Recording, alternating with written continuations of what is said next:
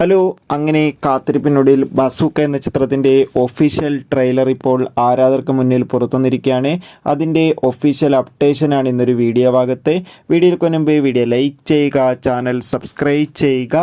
March April മാസങ്ങളിൽ ഇനി അങ്ങോട്ട് ധാരാളം ചിത്രങ്ങൾ OTT റിലീസ് ചെയ്യും. നമ്മൾ ചാനൽ ഭാഗം പരിശോധിച്ചാൽ ആ വീഡിയോയ്ക്ക് നിങ്ങൾക്ക് കാണാൻ വേണ്ടി സാധിക്കുന്നതായിരിക്കും. മമ്മൂട്ടി നായകനായി വരാൻ പോകുന്ന ചിത്രമാണ് ബസൂക്ക. ഏവരും ഏറെ ആകാംക്ഷയുടെ ചിത്രത്തിൻ്റെ ഓരോ അപ്ഡേഷനും അറിയാൻ വേണ്ടി കാത്തിരിക്കുകയാണ്.